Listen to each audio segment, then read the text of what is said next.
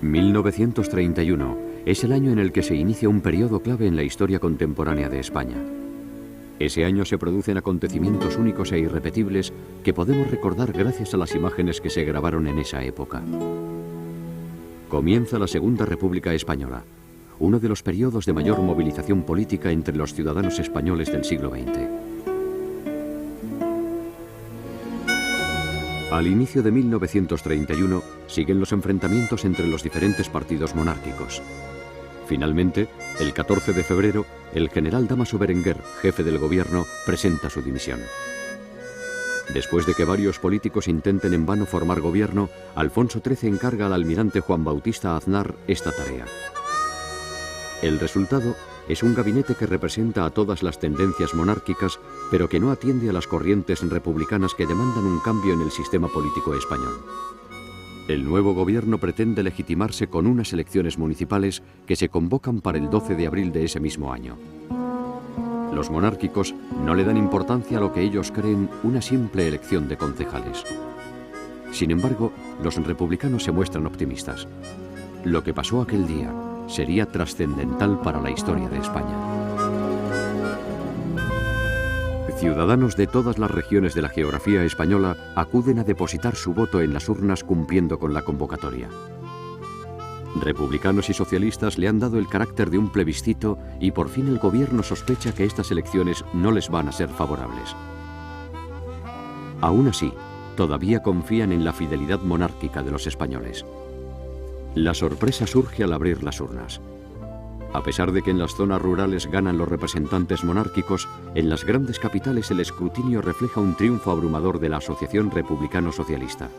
De las 50 capitales españolas, conquistan 42 alcaldías.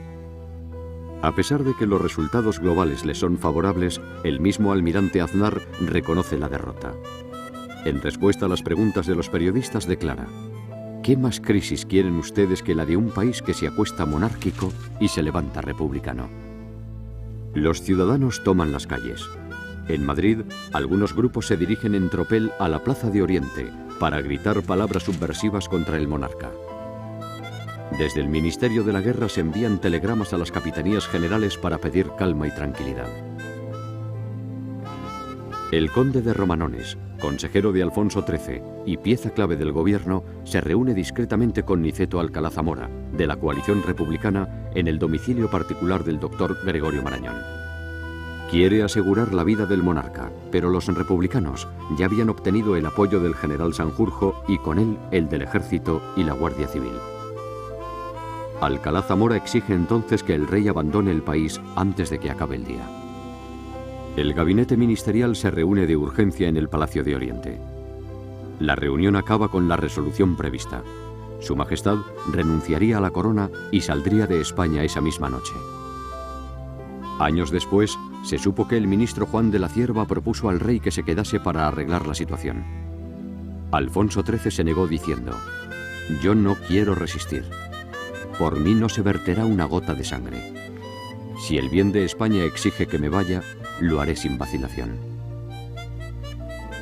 El 14 de febrero de 1931, Niceto Alcalá Zamora, presidente del gobierno provisional, declara la Segunda República Española. Estas fueron unas de sus primeras declaraciones ante las cámaras.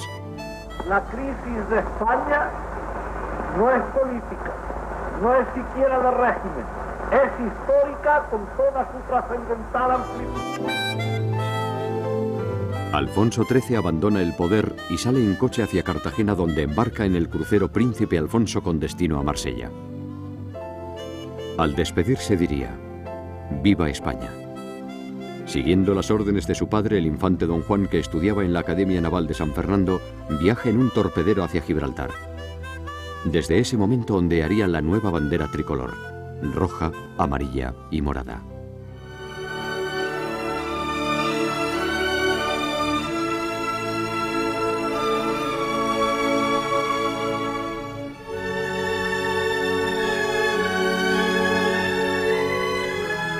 Desde la proclamación de la República, y más exactamente desde meses anteriores a la proclamación, en que se veía convocadas las elecciones generales no con toda seguridad veíamos lo que iba a ocurrir, pero sí con mucha probabilidad que podía haber un triunfo grande de izquierda. Entonces teníamos una preocupación permanente, grande, él y yo, como tantos otros españoles, civiles y militares. Luego pues, llega la proclamación de la República, había motines y manifestaciones por todos lados, y llegaban de Madrid a Zaragoza las peores noticias, la marcha del rey, todo esto, el rey iba a salir a sacarlo. Y entonces Franco, con una gran preocupación, me dijo, estábamos de pie mirando el campamento desde los balcones, me dijo, dice, no, esta situación, esto es gravísimo, no se puede tolerar, hay que hacer algo. Dice, y yo estoy pensando organizar con unos camiones la salida, debidamente armados, la salida para Madrid con los cadetes. O sea que hubo un momento que él pensó ponerse al frente de los cadetes y habérselo llevado todo para intentar poner orden aquí y evitar los ataques al rey en su salida. Él incluso pensaba que podía evitar su salida. Y hubo un momento que incluso llamó a alguno de sus colaboradores pensando, bueno, el hecho es que al fin no se decidió a salir. Pero él quedó preocupadísimo, aquí hay que hacer algo, aquí hay que hacer algo, así como luego cuando ya el movimiento estuvo organizado, siempre quería dilatarlo, que no empezara demasiado pronto. En esos momentos él hubiera tan convencido estaba de que había que hacer algo que quería salir él con los cadetes, que era una idea un poco aventurada, ¿no? Ni el general Franco, ni ningún otro militar pueden impedir finalmente que el rey abandone España. Estas son las primeras imágenes del monarca en el exilio, en Marsella. Su presencia en la estación, donde tomaría un tren hacia París, despierta curiosidad en los viajeros. En el andén también se encuentran, para despedirle, las autoridades de Marsella, miembros importantes de la corona española y muchos otros españoles residentes en Francia. Le demuestran su respeto estrechándole la mano. Desde Marsella, Alfonso XIII ha dado instrucciones a sus familiares y cortesanos más allegados para que no le hagan ningún recibimiento a su llegada a París. No quiere que la prensa pueda hacerle preguntas sobre su futuro. De momento, ha decidido permanecer en la capital francesa hasta que el infante don Juan se reúna con la familia. Después, fijaría su residencia temporal en Fontainebleau, a unos 50 kilómetros del centro de París.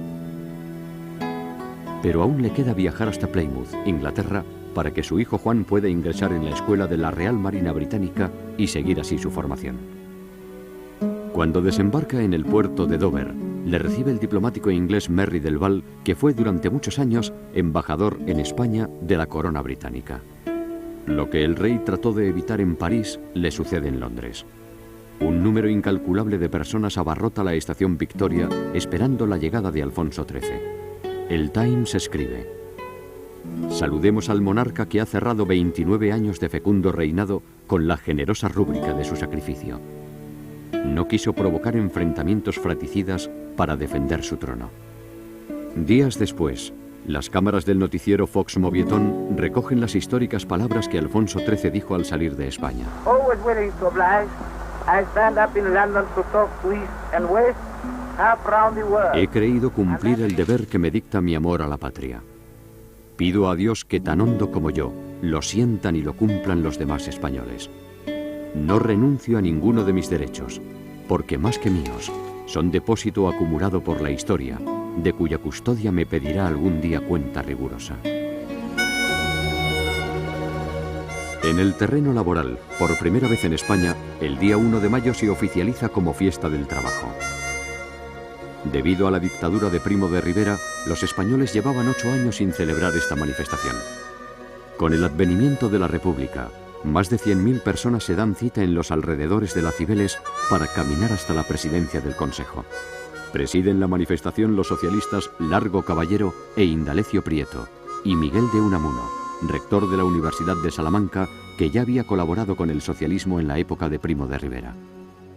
El socialismo se consolida en el ámbito político y reafirma su influencia sobre la población trabajadora.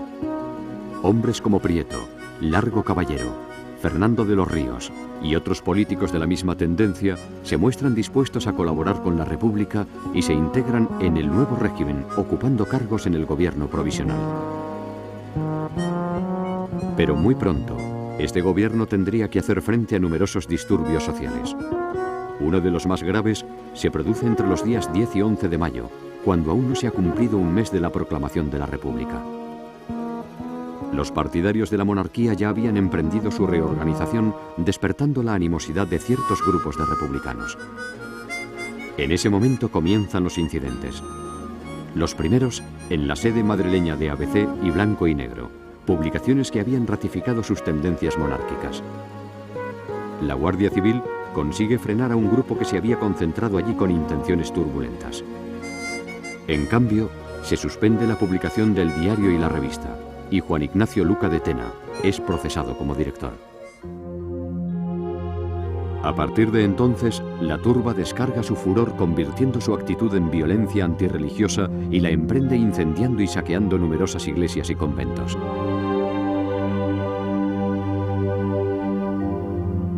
El primer incendio de lo que se llamaría la Gran Sonada se produce en la casa de los jesuitas, junto a la Gran Vía madrileña.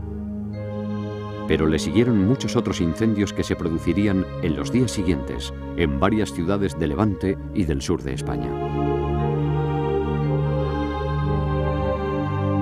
En Madrid, durante muchas horas, la multitud es dueña de la calle y el vandalismo se desarrolla en completa impunidad. La Guardia Civil espera órdenes para intervenir, pero el gobierno se limita a condenar verbalmente estos actos, pero no intenta evitarlos, ni exige a nadie responsabilidades por ellos. Esta pasividad permite que sean muchos los edificios afectados antes de que se tome la decisión de declarar el estado de guerra.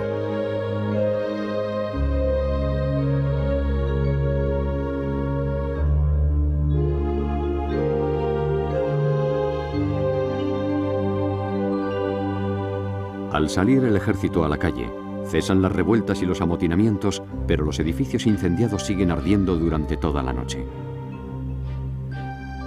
Hasta 7 edificios religiosos han sido pasto de las llamas en la capital del estado.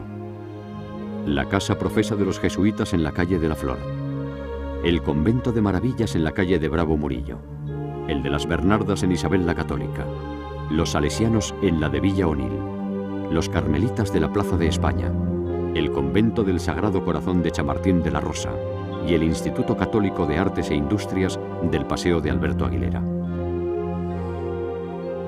Al día siguiente, la guarnición de Madrid, reforzada con varias compañías de los cuarteles de Alcalá de Henares, protege los edificios siniestrados y distribuye patrullas por la ciudad. Un grupo de vehículos blindados estuvo de guardia toda la noche en la Plaza de la Armería, velando por la seguridad del Palacio Real. Al ver al ejército en la calle, muchos vecinos de Madrid temen que las cosas se pongan peor. Y no ayuda mucho la visita del militar Queipo de Llano y sus oficiales, que quieren inspeccionar la situación de los edificios siniestrados. Advirtiendo que su visita aumenta el temor del público, el capitán general de la Primera Región intenta calmar los ánimos de los allí concentrados. Pide tranquilidad y garantiza el final de los desórdenes. Varias voces se alzan para protestar por la tardanza de la intervención militar en los disturbios. El gobierno responde expulsando de España a 2 de los eclesiásticos que mostraron su descontento y consigue así descontentar más aún a las masas católicas y de derechas. Este hecho sería determinante en el planteamiento de los 2 años siguientes.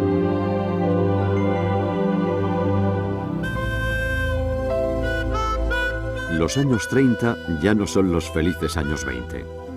La proclamación de la República coincide con los peores momentos de la Gran Depresión que a raíz del crack del 29 afecta a toda la economía a escala mundial. Aún así, la población todavía festeja las romerías, como la de San Antonio de la Florida, que, como dice el cantar, es la primera verbena que Dios envía.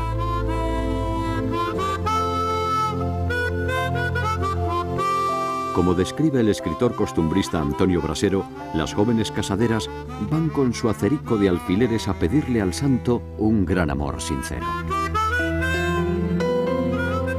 El artista Ramón Álvarez, caracterizado como el payaso Ramper, es uno de los más críticos con la situación política y social españolas.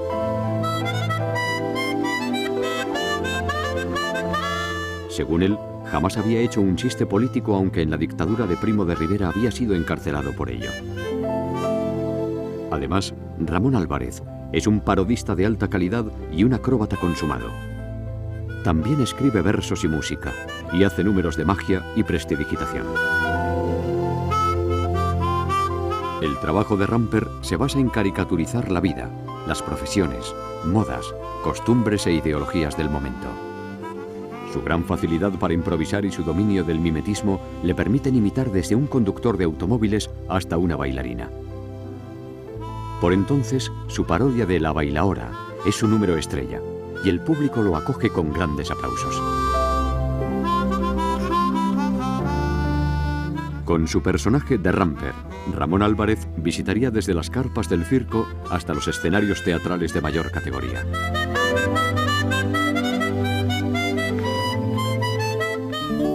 Otro artista que desarrolla su obra en esos años es el pintor Santiago Rusiñol. Los que pasean por los jardines de Aranjuez pueden admirar al gran artista plasmar en el lienzo los bellos rincones que tiene ese Edén, al que Baltasar Gracián calificó de octava maravilla. El pintor catalán es muy popular en el Real Sitio. La primavera y el verano, con su luz, color y belleza natural, brindan al maestro modelos inigualables para sus obras. Por eso pasa largas temporadas en Aranjuez. El operador cinematográfico José Gaspar aprovecha la presencia del artista en Aranjuez para rodar una jornada de trabajo de las muchas que Rusiñol dedica a pintar paisajes de los jardines de Aranjuez. Desgraciadamente, una enfermedad repentina le sorprende mientras trabaja y muere pocas horas después. Es el 13 de junio de 1931 y el fatal acontecimiento impresiona en toda la geografía española. La primera y más urgente reforma que lleva a cabo el gobierno provisional es en el terreno militar. Se quiere garantizar la fidelidad de los cargos del ejército a la República y reformar el Código de Justicia Militar. Manuel Azaña, ministro de la Guerra, decide suprimir los grados de capitán general y teniente general y reducir el poder de las capitanías militares. También disminuye el número de efectivos y, por decreto del 25 de abril, podrán causar baja en el ejército todos aquellos que su conciencia no les permita servir a la República. Pero se les garantizará seguir percibiendo sus honorarios completos. La mitad de la plantilla de mandos superiores y oficialidad aceptaría la generosa propuesta que se les ofrecía. El gobierno también decide convocar elecciones a Cortes Constituyentes el 28 de junio de 1931. Por primera vez, la República se somete a la consulta del voto. El gobierno sabe que los observadores extranjeros estarán pendientes del resultado. Puede ser una prueba de firmeza o debilidad. Dada la proximidad de las votaciones, el gobierno levanta la sanción a periódicos como El Debate y ABC, que tenían suspendida su publicación desde los trágicos incidentes del 10 de mayo pasado. Se celebran los primeros mítines de la campaña. En este, la República pide la colaboración del poeta Miguel de Unamuno. Es un orador respetado por el pueblo con un lenguaje profundo, incisivo y fácil de asimilar. Algunos intelectuales, entre los que se encuentra Ortega y Gasset, habían constituido la Asociación al Servicio de la República, a la que la población había bautizado, en tono sarcástico, como la masa encefálica de la República. Se celebran las elecciones a Cortes Constituyentes, fijando el día 5 de julio para una segunda vuelta si fuese necesario. Un corresponsal de prensa comentaría: hay que recordar que la Primera República en España no llegó a cumplir un año. Los incidentes son muy escasos y la afluencia del electorado rozó el 65%. La vigilancia de la Guardia de Asalto, creada recientemente, contribuye a impedir desórdenes públicos. La participación es mayor que en las elecciones municipales del 12 de abril y el resultado es de 399 escaños para la alianza del centro-izquierda y 85 para la derecha. No hace falta una segunda vuelta y el 14 de julio, aniversario de la Revolución Francesa, se abren simbólicamente las Cortes.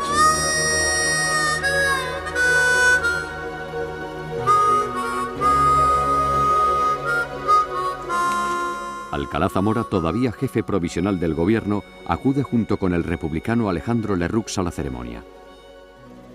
El socialista Julián Besteiro es elegido primer presidente del Parlamento y se ratifican los poderes que hasta ese momento habían sido provisionales.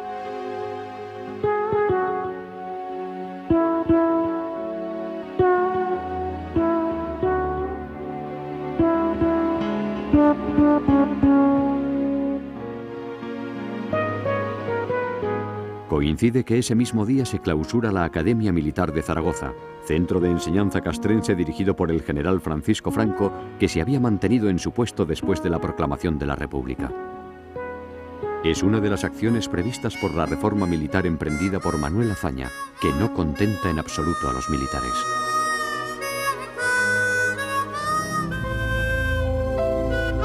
El 9 de diciembre se aprueba la nueva Constitución que proclama a España como una república de trabajadores de toda clase, reafirma el principio de laicidad del Estado, concede el voto desde los 23 años con sufragio universal, también femenino, y reconoce el matrimonio civil y el divorcio.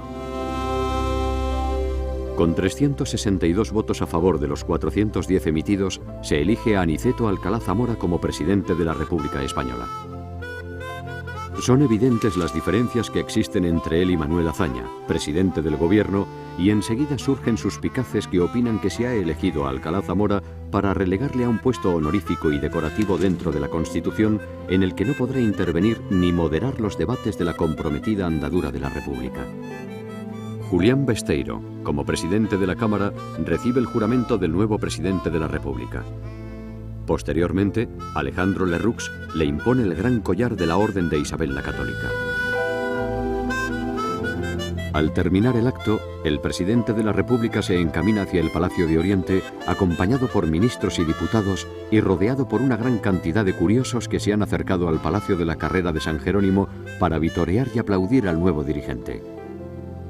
Alcalá Zamora se muestra sonriente y satisfecho. Es la culminación de toda una carrera política para don Niceto. El Debate publica su opinión. Entre todos los políticos del nuevo régimen, es Alcalá Zamora el que más nos gustaba para ejercer la magistratura suprema. Y lo que dice el diario derechista tiene eco entre los corresponsales extranjeros que argumentan. Se comienza a reconocer viabilidad a la República recién proclamada. El Times de Londres publica una breve semblanza del presidente. Ministro de la monarquía, católico practicante, conservador declarado, portavoz de las clases medias. Y a continuación incluye un comentario. Los republicanos muestran su afán por superar las agitadas borrascas de sus primeros 7 meses de existencia. Alcalá Zamora cumple con las previsiones por las que ha sido elegido. Congrega multitudes en cualquier lugar que visita por razones de su cargo y la gente le aclama entusiasmada. Como en esta visita a Alcalá de Henares, cuando acude a la antigua universidad para presidir un acto académico. Marcelino Domingo, como ministro de Instrucción Pública, le acompaña. En esos días se rinde un homenaje al fundador del socialismo español, Pablo Iglesias, fallecido en 1925. Interviene en el acto Indalecio Prieto, ministro de Hacienda, al que oímos en esta emotiva grabación. Por el homenaje que Madrid, la capital de la República Española, rinde hoy a Iglesias. La fe es pálida, la barba y el cabello blancos, unos ojos menudos, claros, transparentes, como expresión del espíritu. Niños y niñas cantan la Internacional y todos los asistentes le rinden homenaje.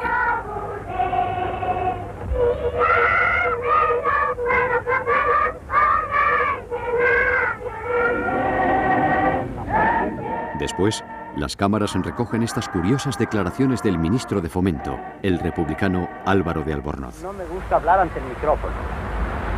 Mi costumbre de la tribuna necesita que el público esté delante. Necesito sentir su emoción, darme cuenta de su simpatía o advertir su hostilidad. Por otra parte, salgo del ministerio abrumado de un trabajo fatigosísimo durante toda la mañana. Me limito, por tanto, a enviar un saludo a todas las democracias, a todas las repúblicas de Europa y de América, expresándoles la plena seguridad y absoluta confianza de los republicanos españoles en el triunfo de su revolución. Poco a poco, la sociedad española se habitúa al advenimiento de la República y, sobre todo en las grandes ciudades, se desea que el nuevo régimen cuaje en algo duradero. El gobierno sigue con las reformas para sacar a España de su retraso en la economía y en la cultura. En su conjunto, los cambios no contentarían ni a republicanos, que esperaban resultados más inmediatos, ni a monárquicos, en contra de cualquier innovación que pusiera en peligro sus privilegios. Basándose en el derecho a la educación, se produce en este campo una de las reformas más ambiciosas del gobierno de la República. Marcelino Domingo, al frente del Ministerio de Instrucción Pública, decreta un amplio programa de educación popular que pueda poner al día a la población escolar. Se anuncia la creación de 6.570 escuelas en el primer año, el aumento de la plantilla del profesorado en 7.000 nuevos puestos docentes y la subida de los emolumentos a percibir por los maestros en una proporción del 20 al 40%.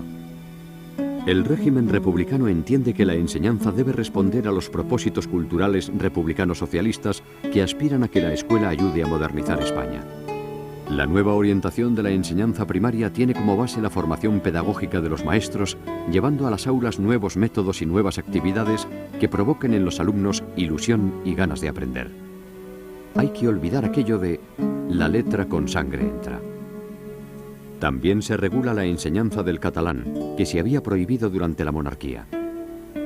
Otra acertada disposición política de Marcelino Domingo es la creación del Patronato de Misiones Pedagógicas dirigido por Bartolomé Cosío. Este organismo emprende el proyecto cultural de instalar 5.000 bibliotecas comarcales. Es uno de sus logros más importantes, puesto que acerca el libro a lugares que carecían de medios culturales, como las zonas rurales. Dentro de estas reformas se suprime la enseñanza obligatoria de la religión católica y se prohíbe a las instituciones religiosas ejercer la educación. En enero de 1932, el gobierno da orden de disolver la Compañía de Jesús y confisca todos sus bienes. Estas medidas provocan la fuerte reacción de los medios religiosos, el ejército y los partidos de la derecha.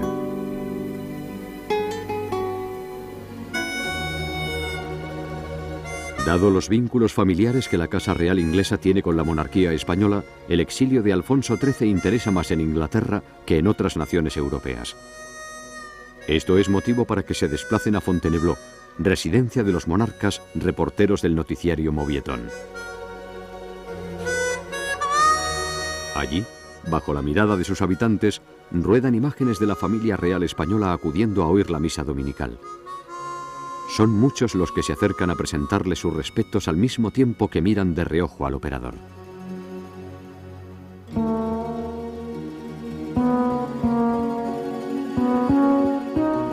Los reporteros también se desplazan a Inglaterra, a la Escuela Naval de la Armada, donde ruedan algunas ceremonias de los cadetes. Uno de los que realizan ejercicios es el infante Juan, tercer hijo varón de Alfonso XIII. Al proclamarse la República, había abandonado sus estudios en España, que ahora continúa en la Academia Militar de Plymouth, donde va a visitarle su padre, el rey Alfonso XIII. El operador del noticiero consigue registrar una parte del diálogo que mantienen el rey y el infante.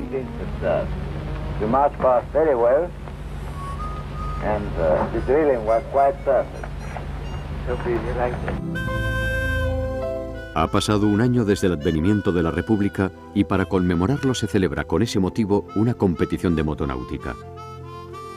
La novedad del espectáculo está garantizada, pues los vehículos en los que se realizan las pruebas son motocanoas con motor fuera de borda que alcanzan velocidades de vértigo. Sin embargo, acude poco público debido a que este deporte es casi desconocido en Madrid y a que el mal tiempo no acompaña a presenciar el espectáculo. El carácter conmemorativo de la competición atrae a deportistas de varios puntos de España, aunque sale como favorito Ricardo Urugoite. Desde Santander ha venido a participar Walter Main, que le disputará el triunfo a Urugoite. La rivalidad obliga a los competidores a que las motocanoas lleven el motor a todo gas y las vueltas finales se disputan encarnizadamente. Finalmente, Ricardo Urugoite se adjudica la Copa del Presidente de la República y Walter Main queda segundo obteniendo una Copa de Plata.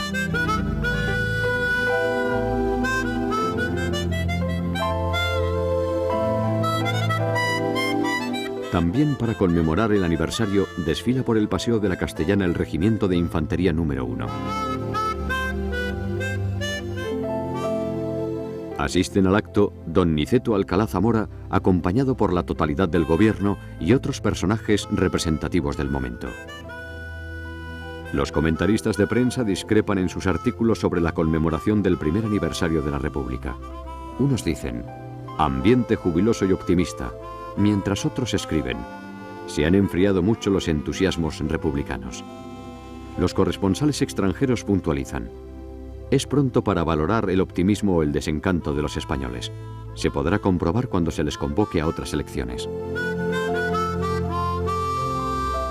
Pero el desencanto de algunos sectores republicanos es palpable cuando, después de haber declarado el gobierno el 14 de abril como día festivo, los afiliados al sindicato de la CNT reciben la orden de acudir al trabajo. La crisis económica, la línea radical de la CNT y la negativa de la patronal a las reformas laborales marcan fuertes tensiones sociales entre los españoles. Los enfrentamientos entre huelguistas y Guardia Civil son frecuentes y a menudo violentos. Las reformas religiosas, la discusión de la ley de la reforma agraria y el debate del Estatuto de Cataluña provocan el descontento de la derecha contra el gobierno de Azaña. Esta oposición desemboca en el pronunciamiento del general Sanjurjo, apoyado por los militares, que habían aceptado el retiro ofrecido por Azaña durante la reforma militar. En abril de 1931, el general Sanjurjo era el director de la Guardia Civil, y su comportamiento había facilitado la proclamación de la República. El 10 de agosto de 1932 se erige como jefe de los conjurados del cuartel de la Remonta de Madrid con el objetivo de apoderarse del Ministerio de la Guerra. Un cómplice que estaba de servicio en el ministerio debía facilitarle la entrada. Pero cuando el oficial de guardia ordena impedir el ataque, se cruzan las balas y son heridos varios de los asaltantes. Los demás retroceden hacia el Palacio de Comunicaciones con la intención de ocuparlo, pero tampoco lo consiguen. Allí les espera Arturo Menéndez, director general de seguridad, que con la guardia de asalto rechaza la acometida de los conjurados. Antes del amanecer, se acaba el intercambio de disparos. El comandante Juan de Orzaeta, uno de los conjurados, no quiso escapar y junto a otros insurrectos se entrega a la guardia de asalto. Las fuerzas del cuartel de la montaña tenían que haberse unido a la sedición, pero fallaron a última hora. Igual que la caballería de Alcalá de Henares, que volvió a sus cuarteles al enterarse del fracaso. El fallido golpe, aunque ha durado poco tiempo, ha costado varias vidas por ambas partes. En Madrid se aborta el golpe con prontitud, pero la defensa no había sido improvisada. En el Ministerio de la Guerra estaban informados del intento. Posteriormente se supo que el ministro y sus ayudantes habían estado toda la noche presenciando el desarrollo del motín desde el balcón del ministerio. Una vez sofocada la tentativa, fue detenido el general Fernández Pérez, acusado de estar al mando de la sublevación en Madrid. Los sucesos de Madrid no habían sido una escaramuza. Formaban parte de un plan general de alzamiento militar. Mientras se combatía en la plaza de las Cibeles, el general Sanjurjo llegaba a Sevilla y se declaraba en rebeldía. En este caso, el servicio de información del gobierno no funcionó tan bien como en Madrid, y a pesar de que estaba alertado sobre los planes de Sanjurjo, no pudo impedir que el general rebelde sublevara a la guarnición de Sevilla. En la capital andaluza se alzan todas las tropas menos las del aeródromo de Tablada, que siguen fieles al gobierno de Madrid. Sanjurjo apresa al gobernador civil y releva del mando al general jefe de la división territorial. Los ciudadanos de muchas poblaciones andaluzas se manifiestan en contra de los golpistas y piden el sometimiento y castigo de Sanjurjo. El gobierno reacciona con rapidez y en muy pocas horas llegan a Córdoba numerosas dotaciones del ejército apoyadas por varias unidades de artillería. La oficialidad de Sevilla, enterada del resultado de Madrid y de que otras capitales no habían querido participar en el alzamiento, se niega a cooperar con Sanjurjo, que les libera de su compromiso y huye de la ciudad. En Sevilla, las represalias por parte de los republicanos, comunistas, socialistas y anarquistas no se hacen esperar. Convocan una huelga revolucionaria y en algunos casos incendian casinos y asaltan casas en las que sospechan que se había planeado la sublevación. Sanjurjo intenta refugiarse en Portugal, pero antes de cruzar la frontera, es detenido y entregado al gobernador de Huelva, que se apresura a enviarle a Madrid. Unos días después, en el Retiro de Madrid, se ofrece un homenaje a todos los que habían luchado para evitar que los sediciosos entrasen en el ministerio. Alcalá Zamora y Manuel Azaña llegan en coche descubierto y la escolta presidencial trata de evitar que los curiosos se acerquen al automóvil. Les esperan el presidente de las Cortes, todos los ministros y muchos republicanos importantes.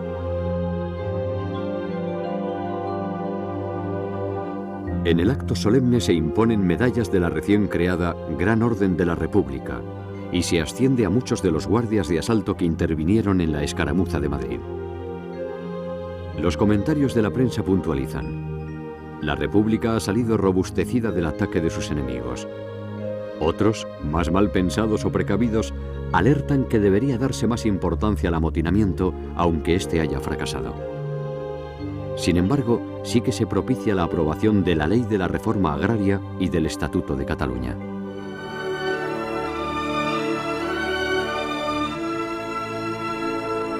Enrique Lister recuerda aquellos momentos.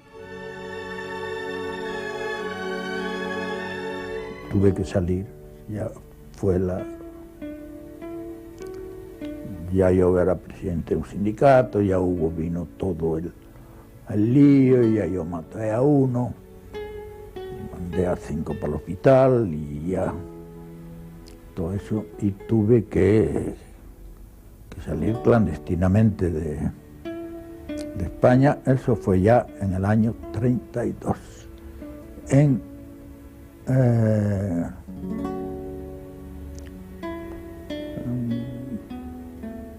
el verano del 32.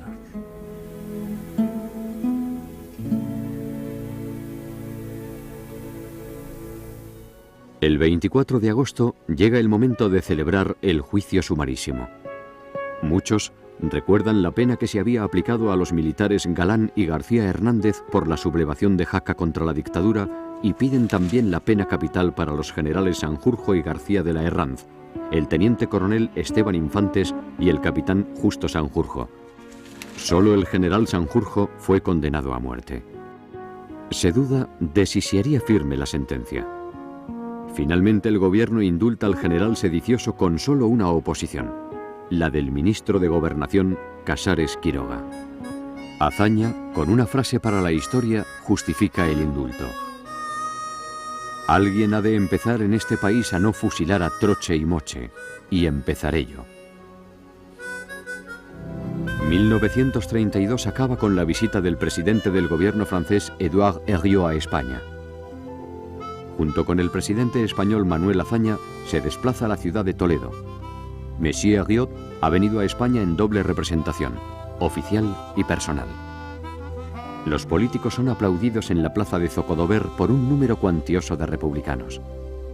Después, el primer ministro del gobierno francés, acompañado por los ministros y personalidades españolas, se dirige a la finca El Cigarral, invitados a un almuerzo por el doctor Gregorio Marañón. En la visita se le concede al político francés la Medalla de la República, y Monsieur Herriot pronuncia un discurso en el que agradece la distinción. Don Manuel Azaña le corresponde de esta manera. Habiendo encontrado el señor Herriot en su doble representación personal y oficial, por parte del gobierno francés y del pueblo español, la más cordial acogida y los sentimientos fraternales y pacíficos que han de unir de aquí en adelante a la República Española y a la República Francesa.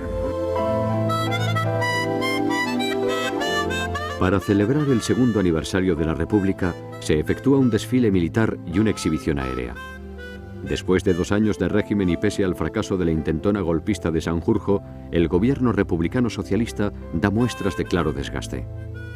En enero de ese mismo año se habían producido los graves incidentes de Casaviejas en los que la Guardia Civil de Asalto reprimió con extrema dureza a un grupo de anarquistas que habían querido organizar la revolución por su cuenta. En febrero se organiza una comisión de investigación y aunque el gobierno gana una moción de confianza, pierde mucha popularidad. Y este día de celebración tampoco iba a acabar bien. En la demostración aérea que celebra el aniversario de la República toman parte más de 60 aviones. Después de elevar y dejar libres 6 globos, se dejan sobre el campo varios globos grotescos para que sirvan de blanco en los arriesgados ejercicios de caza que estaban previstos. Las acrobacias y los vuelos con emisión de humo que realizan las patrullas son los números más celebrados por los espectadores. Pero el fin de fiesta sería trágico. El avión pilotado por el teniente Bobart, asistido por el sargento Lobato, cae a tierra cuando perseguía a uno de los globos grotescos. Por desgracia, mueren sus 2 tripulantes. La exhibición aérea se suspende en el acto. Y aún ocurre otro accidente en este aniversario. En la calle Claudio Coello número 29 de Madrid se estrella otro de los aviones, causando la muerte a 3 señoras que estaban en el ático. Fallece el sargento Garrido, que era el observador del avión, y el piloto, el teniente Felipe Luque, puede saltar en paracaídas y salvar su vida. La delicada situación del gobierno desemboca 2 meses más tarde en un nuevo cambio en el gabinete ministerial que sería ya el tercero en la presidencia de Azaña. Ese día, el político prepara su discurso ante las Cortes en el que anunciaría la nueva composición del Consejo de Ministros. Agustín Visuales, que hasta ahora solo había formado parte del Partido Acción Republicana, Franchi Roca, del Partido Federal, agrupación que antes no tenía representación ministerial, Francisco Barnés, de los radicales socialistas, y Lluís Companys, de Esquerra Catalana. Además de la presidencia del gobierno, Azaña se reserva el Ministerio de la Guerra. Las revistas de humor, como Gracia y Justicia, utilizan el sarcasmo en sus ilustraciones para ridiculizar al presidente del gobierno. Estos dibujos a lápiz, creados por King, muestran al Azaña más megalómano y lo comparan con cierta figura muy conocida.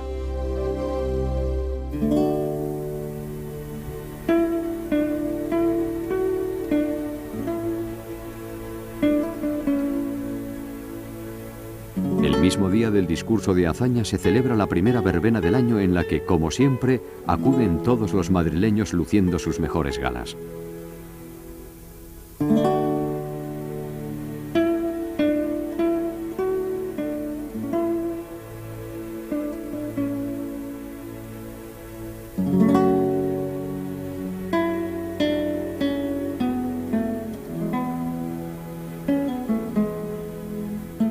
La sociedad española también se atreve a retar al gobierno con la celebración de otro acto no tan festivo, el Corpus Christi. En el Cerro de los Ángeles se celebra el jueves siguiente esta ceremonia. Después de que la República, en consonancia con su laicismo, publicase la Ley de Congregaciones, el 18 de mayo de ese año es la primera vez que se celebra un acto católico de estas características.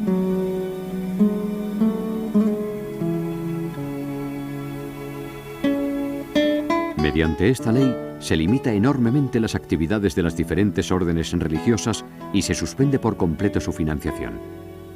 La Iglesia se alinea contra la República para defender sus intereses. Como vemos, al acto acuden un gran número de fieles y un grupo de insólitos y extraños mendigos merodean alrededor de la celebración religiosa.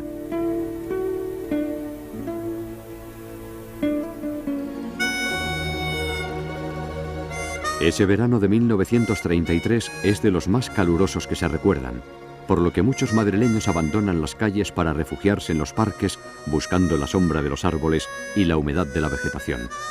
O del agua, como en el estanque del Retiro, donde muchos prueban sus habilidades náuticas. Otros, pequeños y grandes, intentan combatir el calor bañándose en el río Manzanares sin temor a la contaminación. Los niños son los que más disfrutan, aunque algunos también llevan al río a sus animales sin que nadie se extrañe ni proteste por ello.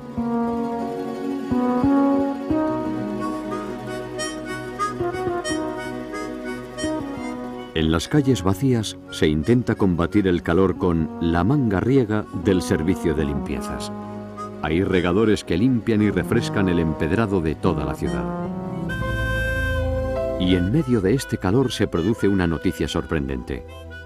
El príncipe de Asturias, don Alfonso, renuncia a sus derechos a la corona española, para él y sus descendientes. Quiere casarse con la cubana Edelmira San Pedro Ocejo, que no es de sangre real. The affection for my fiancée above everything, and I hope that all the young hearts are with me. I hope that you girls will be as lovely as I am someday. Esta renuncia, anunciada por ellos mismos, llega a España desde la residencia de Alfonso XIII en el exilio en el municipio francés de Fontainebleau. Poco después, se celebra efectivamente la boda entre los dos jóvenes. Ese mismo día también renuncia a sus derechos dinásticos el segundo hijo de Alfonso XIII, don Jaime de Borbón, por lo que el futuro heredero de la corona debería ser don Juan de Borbón, el tercer hijo del rey. El infante está acabando su formación académica en una base militar de la Armada inglesa. Los periódicos foráneos publican todas estas noticias comentando que, a pesar de los hechos políticos o familiares, Alfonso XIII sigue día a día todo lo que ocurre en España. En su exilio, Alfonso XIII visitaría gran parte de Europa y también países como Egipto, Turquía, la India inglesa y Tierra Santa, hasta que finalmente fija su residencia en Roma.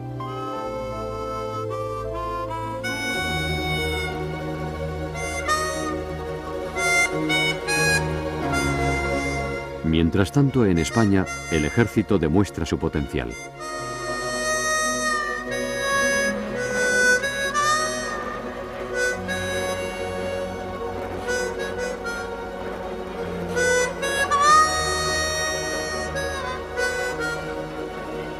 En el Mediterráneo, se celebran unas maniobras de la escuadra española que finalizan en el puerto de Palma de Mallorca con una revista naval ante el ministro de Marina, el catalán Lluís Companys.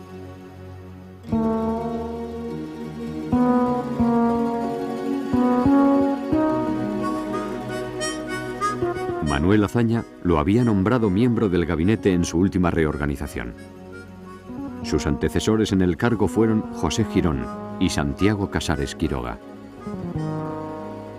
El vicealmirante Javier de Salas y González, jefe del Estado Mayor de la Armada, acompaña al ministro de Marina cuando pasa revista desde la cubierta del portaaviones Dédalo, uno de los mejores de la escuadra, y también observan las maniobras de los cruceros Miguel de Cervantes, Almirante Cervera, Libertad y Méndez Núñez.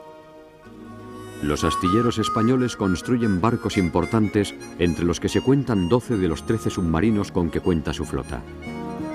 España ocupa en ese año el cuarto lugar entre las flotas europeas, precedida por Inglaterra, Francia e Italia. Podemos ver que a bordo de los buques que regresan a sus bases se encuentran, entre otros, los generales Francisco Franco y Domingo Batet, jefes militares de Baleares y Cataluña. En otro punto de la geografía española, los pilotos del aeródromo de Getafe reciben órdenes del teniente coronel Camacho. Segunda del 31. Se va a hacer un simulacro de bombardeo de Madrid y un simulacro de paso forzado sobre la Sierra del Guadarrama. Con estas escuetas palabras, las escuadrillas de la base de Getafe inician la demostración aérea. La escuadrilla número 11 simula el vuelo de caza y la número 31 el vuelo estratégico de reconocimiento. Son aviones de caza capaces de volar a 400 km por hora, algo que en 1933 parecía increíble. Incluso en España existen bombarderos que llegan a alcanzar los 300 km por hora. La aviación española está equiparada a las mejores del momento y demuestra su potencial. Los operadores de cámara también aprovechan estas maniobras para tomar detalles del simulacro de los aviones y registrar unas imágenes únicas de la Sierra de Guadarrama.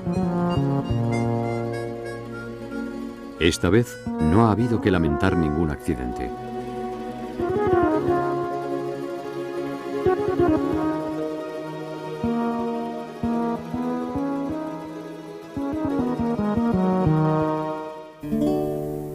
Las cámaras también registran ese año una actuación única.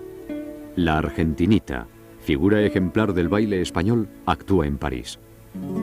El verdadero tango español es una de las definiciones que dan al arte de la bailaora española. El noticiero cinematográfico Pathé filma el acontecimiento que se convertiría en un documento único.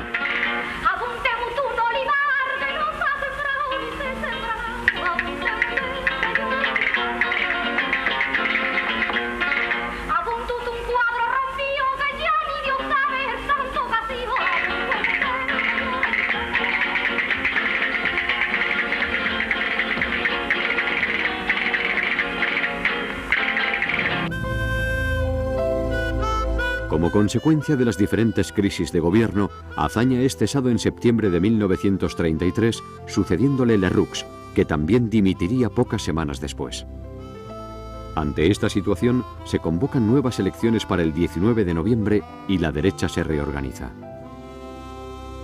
José Antonio Primo de Rivera, hijo del dictador, acude al acto de presentación de su recién creado partido, la Falange, que por primera vez aparece en público. Los oradores son José Antonio Primo de Rivera, Alfonso García Valdecasas y Julio Ruiz de Alda. El público aplaude a los tres, pero las ovaciones duran más cuando habla José Antonio haciendo estas declaraciones. Hay una dialéctica de puños y pistolas que surge cuando no se admiten razonamientos y se ofende a la justicia o a la patria.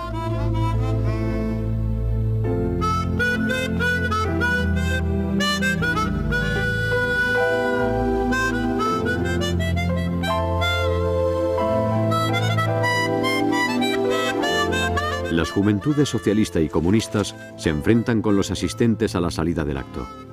Algunos periódicos izquierdistas acusan a José Antonio de fundar un partido copiado del de Mussolini, igual que lo intentó su padre. El dirigente de Falange se defiende hablando en francés para el noticiario de la Paramount. Le mouvement que nous sommes en train d'initier en Espagne n'est pas une copie d'aucun mouvement étranger.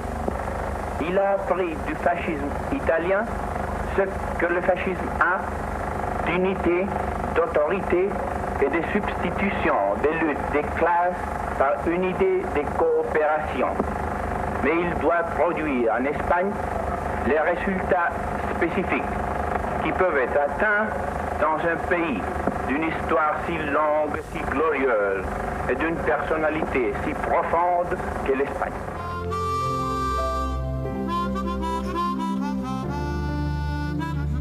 La alianza entre socialistas y republicanos que venció en 1931 había perdido fuerza en esas fechas.